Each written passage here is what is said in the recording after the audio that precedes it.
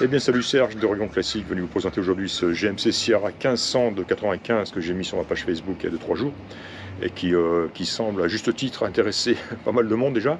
J'ai eu de la chance aujourd'hui, j'ai pu aller le laver et le photographier. On a eu une interruption de mauvais temps et j'ai même eu un joli rayon de soleil, donc les photos devraient être pas mal. Il est photogénique, j'en ai pris, j'ai dû bien en prendre au moins 150, vous les verrez, je vous enverrai le lien d'accès aux photos sur Dropbox. Bref, je suis revenu chez moi, et puis voilà, puisque c'était sympa et calme ici, bah, je me suis dit, tiens, on va faire la vidéo, puis ça sera fait. Voilà, donc sans plus attendre, eh bien, présentation de ce GMC Sierra de 95. Et bien là voici ce GMC de 95. Alors voilà, quelqu'un, une de mes connaissances, me l'a présenté, me l'a proposé récemment. Et je n'ai pas beaucoup hésité, je vous le promets, hein.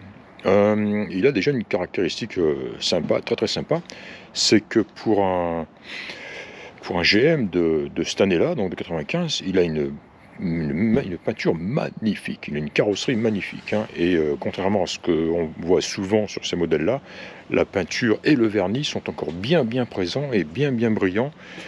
C'est spectaculaire, c'est vraiment, vraiment rare. Quelques petits défauts sur la carrosserie toutefois, bien sûr, mais vraiment rien, rien, rien. J'ai noté une petite retouche qui a été faite ici, à côté de ce gros moustique là. Ici, alors vraiment rien. Et sur la ridelle à l'arrière, là, on a un tout petit poc ici là, sur l'arrière. Et sur la ridelle, je disais. Voilà, là il a pris un petit coup sur cette largeur-là, où on voit un petit poc là, un autre là plus profond, et un autre ici, quoi. Alors, je connais non, enfin il existe des gens qui font des réparations de ce genre sans avoir à retoucher la peinture. Le problème, c'est qu'il faut avoir accès à l'intérieur de la tôle, hein, et c'est pas nécessairement facile, j'ai remarqué, sur une ridelle. Je peux toutefois contacter quelqu'un et demander dans quelle mesure c'est faisable, mais bon, bien sûr, le prix que j'ai déterminé de ce pick-up ne comprend pas la réparation de ces petites bosses sur la ridelle arrière, hein. Donc ça serait éventuellement, si je le fais faire, ça sera en plus évidemment. Et j'ai noté aussi que le pare-choc arrière est légèrement affaissé sur le côté droit, suffisamment aussi pour venir en contact avec la carrosserie là.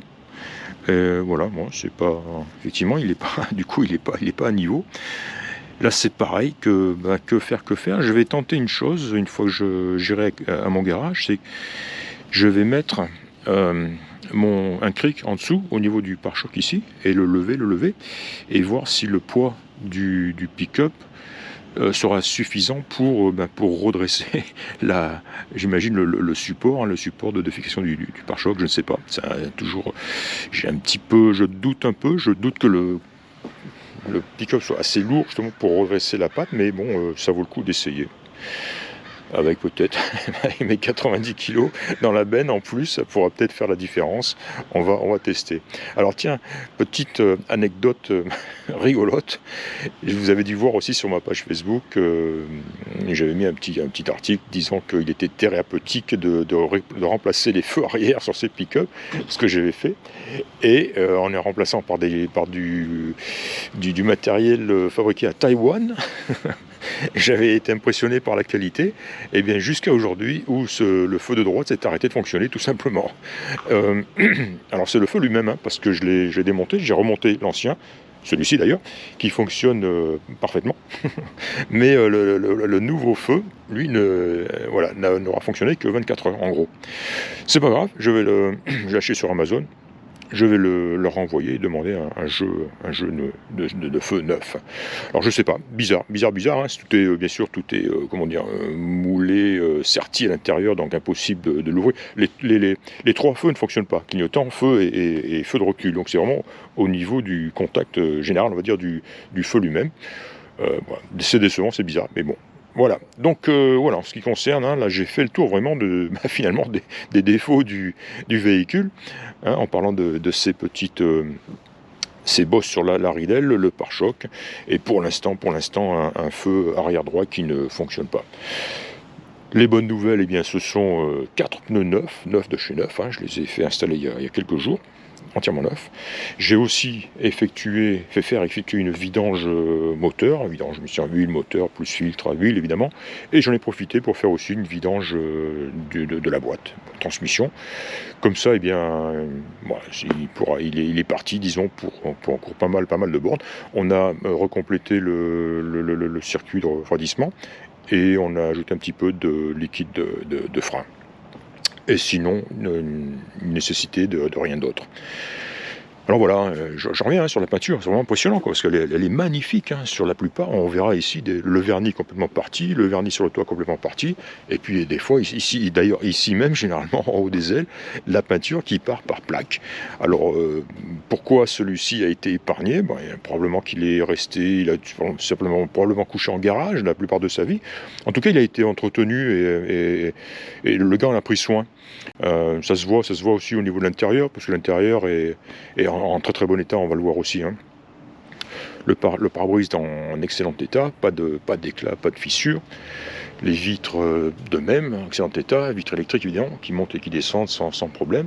Les vitres latérales aussi qui s'ouvrent, qui se verrouillent en position semi-ouverte aussi. Il m'est arrivé souvent de voir le petit mécanisme ici qui permet de maintenir la fenêtre ouverte ou entrouverte, cassée, démontée ou ne fonctionnant plus. Non, impeccable, hein, tout, et de toute façon tout fonctionne sur ce véhicule, c'est vraiment appréciable, c'est chouette. Il est équipé de une vitre à ouverture aussi, vitre arrière ouverture, c'est une option aussi. Et en parlant d'option, il est livré aussi avec son Windows sticker.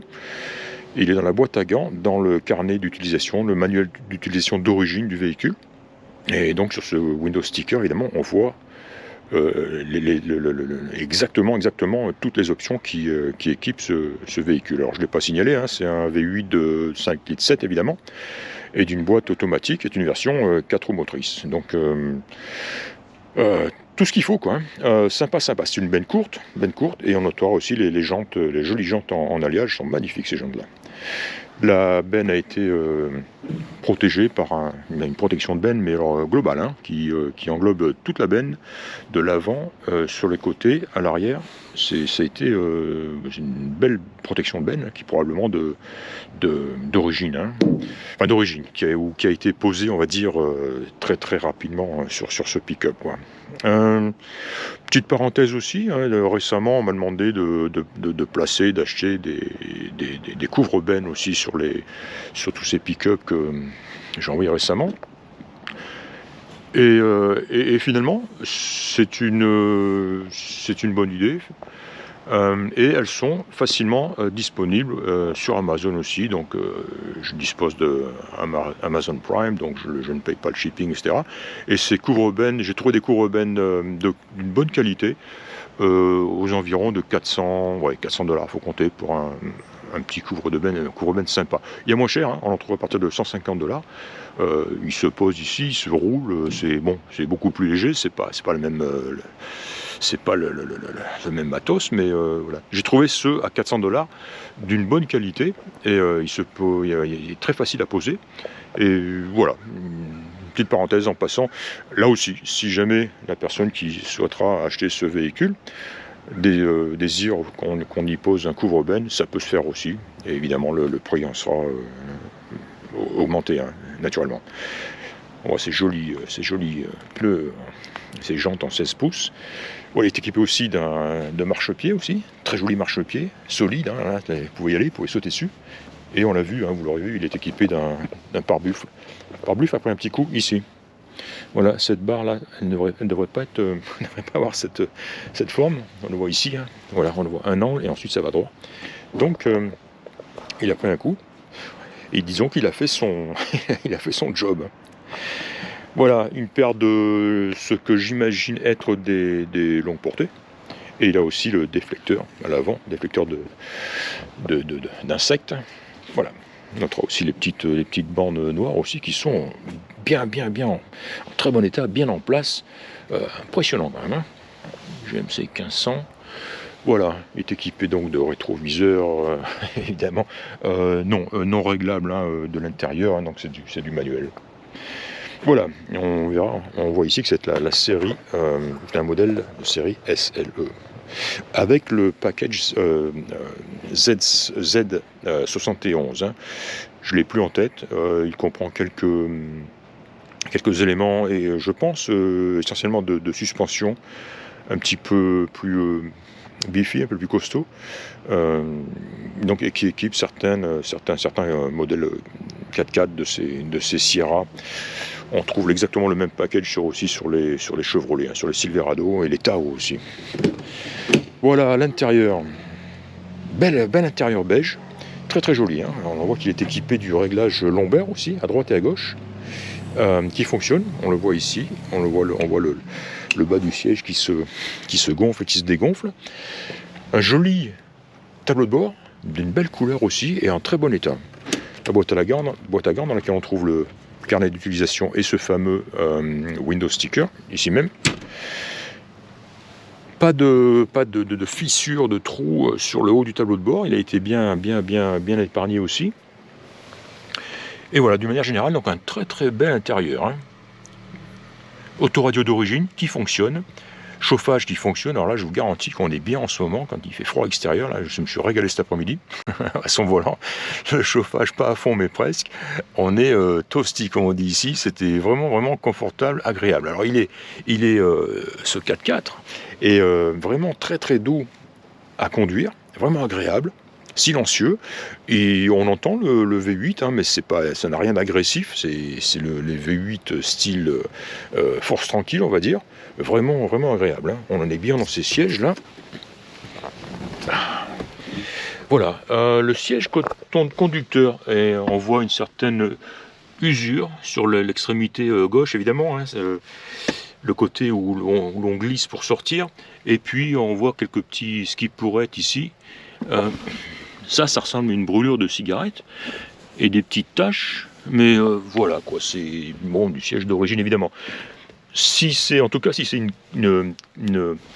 brûlure de cigarette, l'intérieur du pick-up sent très très bon. Ça sent frais, propre. En aucun cas la moindre odeur de cigarette ou d'animal ou quoi que ce soit, hein. Non, un intérieur où on se sent bien, qui est propre et confortable. Un joli ciel de toit là aussi, hein. Sur ces modèles-là, souvent, ils ont tendance à se décoller et pendouiller. Non, celui-ci est vraiment en bon état, hein. Il est équipé évidemment, hein, c'est la cabine allongée, quoi, d'une banquette à l'arrière, que j'ai réussi à manipuler, c'est-à-dire relever et redescendre sans problème. Et celle-ci est en parfait état aussi, très très propre. Vitre électrique, fermeture centralisée. Il est équipé aussi de 2 jeux de clés, dont 2 télécommandes qui fonctionnent. Alors c'est vraiment agréable. L'une d'entre elles a besoin de nouvelles piles que j'ai commandées, que j'attends demain aussi, que je vais remplacer. Mais voilà, il est équipé donc de 2 clés et 2 télécommandes. Vraiment agréable, hein. Ça répond, hein. Clac, c'est du costaud, c'est du solide. Essuie-glace, klaxon fonctionne. Quoi d'autre, alors chauffage, je l'ai dit. Autoradio fonctionne très très bien aussi, vraiment agréable. Radio cassette évidemment, hein. Et la clim ne fonctionne probablement pas. C'est difficile à déterminer quand il fait froid comme ça, mais bon, généralement on le sent quand elle fonctionne, hein. Et là, je pense pouvoir dire que ce n'est pas le cas, hein. Ou disons, on va partir sur le principe, sur l'idée qu'elle ne fonctionne pas. On a un porte gobelet ici, très joli. Voilà. Quoi d'autre? Le compartiment moteur est particulièrement propre, il est magnifique. La personne qui m'a vendu le véhicule j'ai demandé, j'ai dit tiens, tu l'as fait nettoyer? Il m'a dit non, j'ai acheté comme ça. Ce qu'on en sait sur son historique, le gars, pas grand chose finalement, hein. Ah oui, 2 propriétaires, et il a passé la plupart de sa vie en Arizona. en Arizona. Ce qui finalement m'étonne un peu parce que là-bas les véhicules ont tendance à cuire et généralement le vernis le vernis dégage rapidement. Alors encore une fois, il a dû être vraiment bien conservé et puis conservé sous abri et parce qu'il ne pourrait pas en être autrement, quoi. Donc voilà, séjourné longtemps en Arizona avant de faire son apparition ici un peu plus au nord de Portland, dans l'état de Washington, à Vancouver. Et puis c'est à peu près tout ce qu'on en sait finalement, hein. Très joli dessous, très sain, j'ai pris aussi des photos. Tiens, je vais vous le mettre en marche, on va l'entendre. Comme je le disais, hein, c'est doux, c'est discret, c'est la force tranquille, on va dire. On a de la visite, je vais attendre un petit peu. Ça, c'est les étudiants c'est l'heure du changement. À l'heure pile, Angélique, ma femme, donne des cours de maths et il y a comment dire, un passage continu de gamins de gamines qui viennent prendre leur dose de maths, les pauvres, je les plains. Et bon, voilà, apparemment, ils sont contents. Alors, on va le mettre en marche. Hop. Voilà. Oui, je l'ai pas précisé, il a 168 070 miles. 168 miles.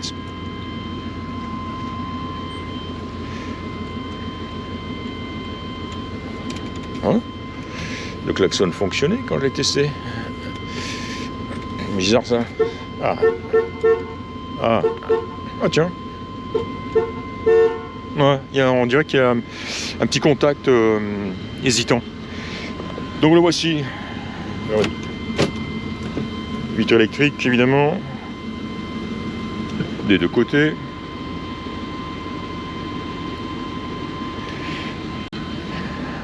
Le buzzer évidemment puisque la porte était ouverte. Et puis voilà, le son.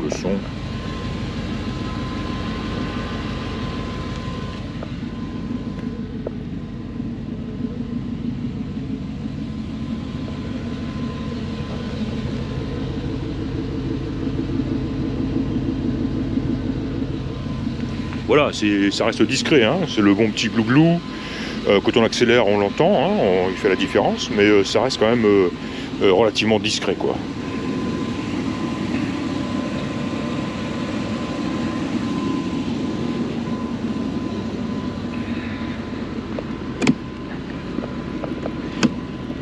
Oh, j'ai verrouillé ou quoi?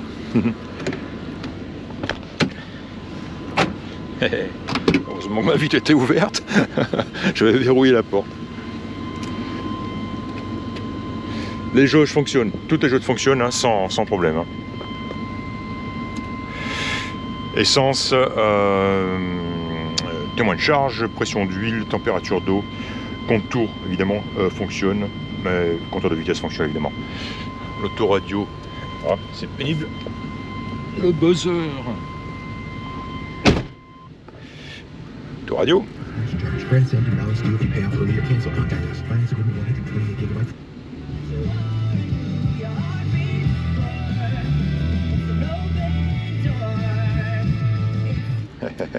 Cassette évidemment.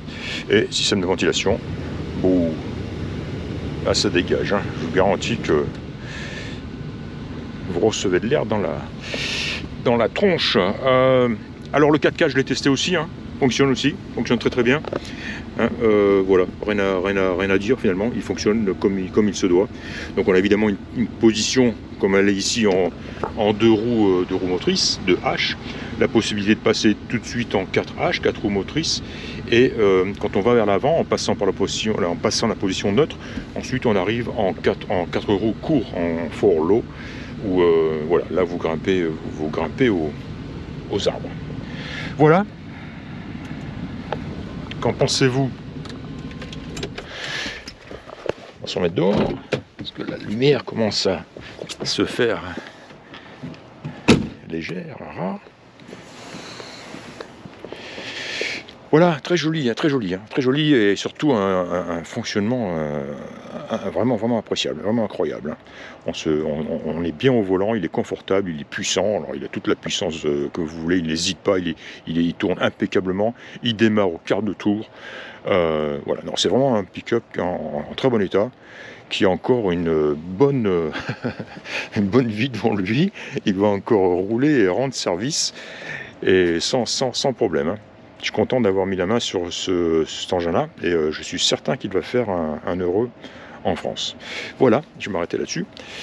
C'était donc Serge d'Orient Classique, et j'espère que vous aurez apprécié l'inspection ou la présentation de ce GMC Sierra 1500 de 1995. Merci, au revoir.